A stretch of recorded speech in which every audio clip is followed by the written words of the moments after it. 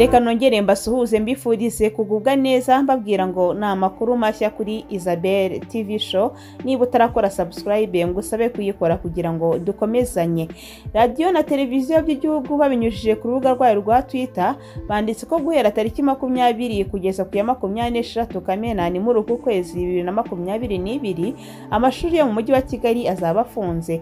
Mineduc ivuga ko biri mu rwego rwo koroshya ingendo mu mujyi wa Kigali mu gihe azaba habera inama ya CHOGM muri uyu mwaka.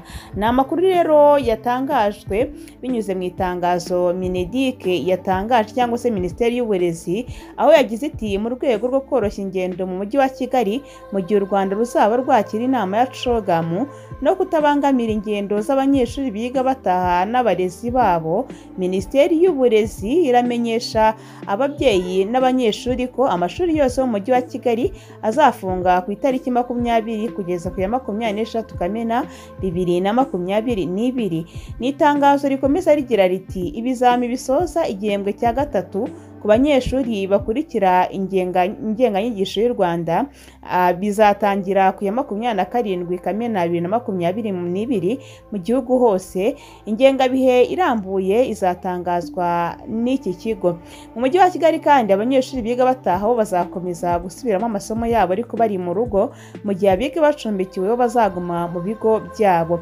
Minisiteri y'Uburezi kandi yaboneyeho gusaba abanyeshuri bose kwitegura neza isozwa ry'uyu mwaka w'amashuri ndetse no gukurikiza amabwiriza yo kwirinda no gukumira icyorezo cya COVID-19.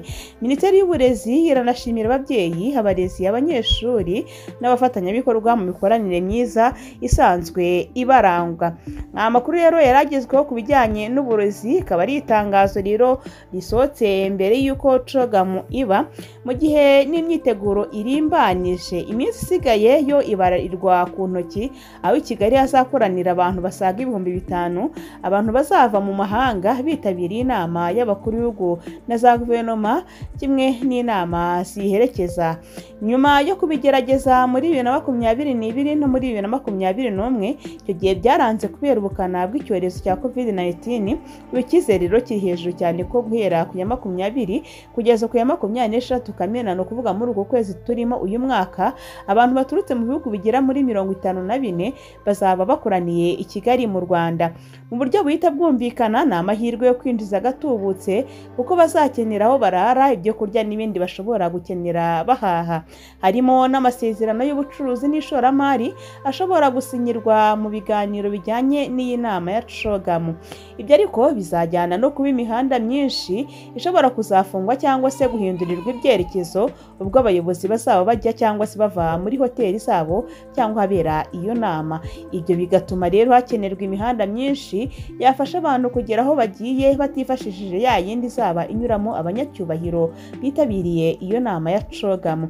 Umunyamabanga wa leta muri Minisiteri y'Ibikorwa Remezo Engineer Uwase Patrice yavuze ko mbere y'uko icyorezo cya COVID-19 gitera hari byinshi byari bimaze gukorwa mu kwitegura inama ya CHOGM igihe yasubikwaga. Ati hari harateranyijwe miliyari 10 zirenga zo gukoresha mu bikorwa remezo birimo kwagura imihanda n'ibibuga by'indege. Ati muri rusange tumaze gukoresha hafi miliyoni 4 zirenga z'amadolari, no kuvuga miliyari zirenga 4. Tubona rero tumaze kwitegura ku rwego rushimishije.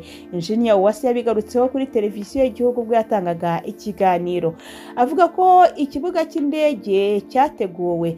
Avuga ko imyiteguro yakozwe guhera ku kibuga cy'indege abayobozi bazururukira kugera aho bazarara. Ati twahereye ku gutegura ikibuga mpuzamahanga cy'indege cya Kigali Kanombe, aho abantu binjirira n'aho basohokera twarahaguye mu buryo bugaragara, naho indege ziparika ubwazo indege zirenga 50.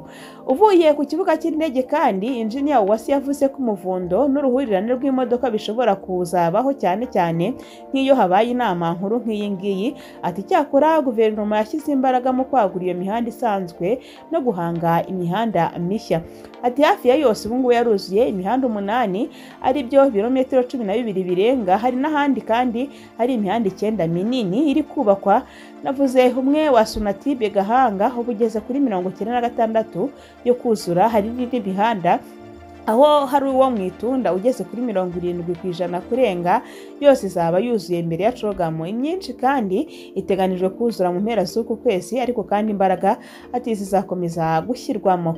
Bijyanye n'uburyo indege nyinshi zizaba zururukira i Kanombe, bamwe mu bazagira ikibazo cy'imihanda ni nk'abatuye mu bice bya Masaka, Kabuga, Gasogi n'ahandi hagana iburasirazuba.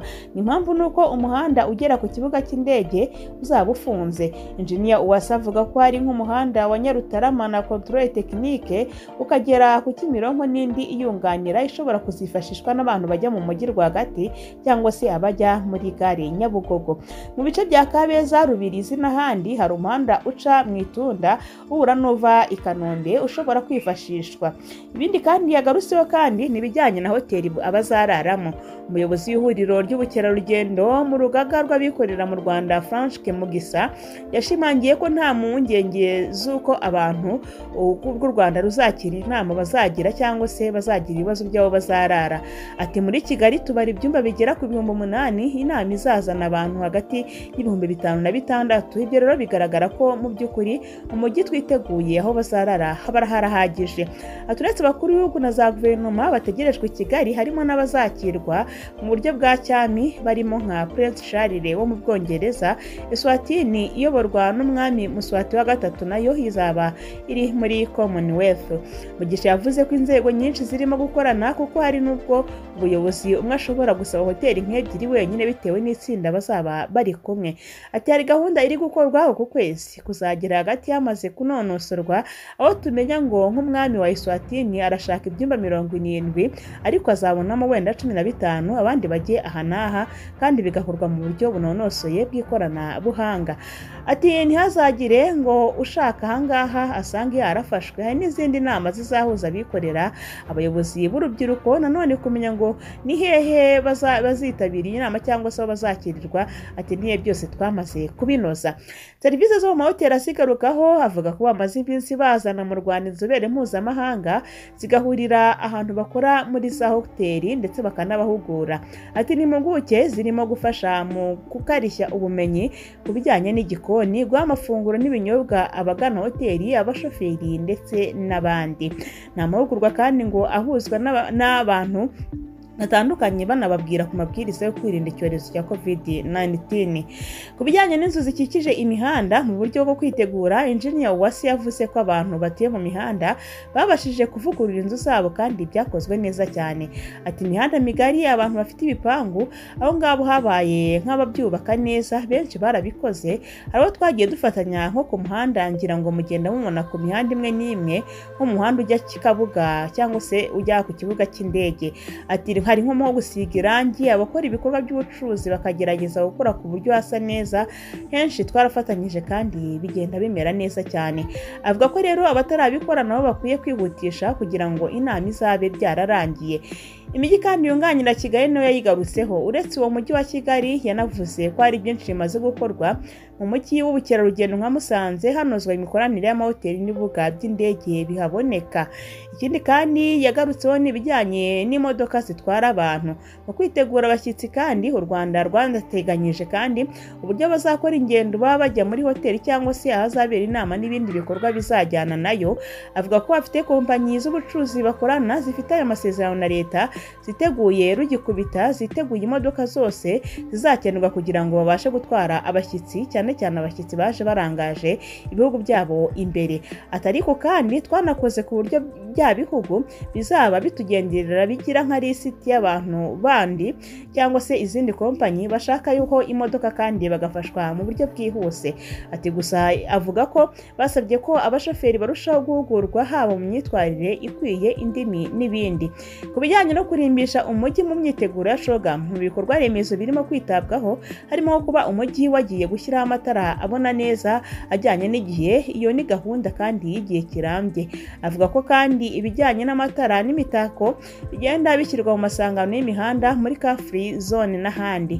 Avuga ko ku bijyanye n'amashanyarazi ikigo cy'igihugu gishinzwe ingufu REG cyakoze isuzuma ku miyoboro yose umurongo ku wundi harebwa niba ameze neza nta bibazo bizabamo. No mu bijyanye n'amazi hakozwe igenzura nubwo mu minsi ishize amazi yabuze muri Kigali yose kubera ibiza byari byaciye itiyo, ariko avuga ko ubusanzwe amazi yatunganyirizwa mu nganda akoherezwa abaturage ariko ananyura ku bigega. Ati hari ibigega 21 bimaze kuzura byongereye ku bigega twari dufite mu mujyi wa Kigali muri gahunda twari dufite yo kuvugurura imiyoboro. Ubwo rero turateganya ko byegera iyo nama tuzabyuzuza amazi ku buryo niyo haba ikibazo icyo ari cyo cyose bizahita bikoreshwa ntihabe ikibazo gikomeye muri iyo nama. Ibyo byose rero ni gahunda ihoraho ku buryo intambwe zirimo guterwa zizateza imbere u Rwanda ndetse zidaseze gusubiza inyuma igihugu cy'u Rwanda. Ngayo rero amwe mu makuru ajyanye n'imyiteguro ya CHOGM n'andi makuru tuzakomeza kuyabagezaho uko bwije n'uko bukeye.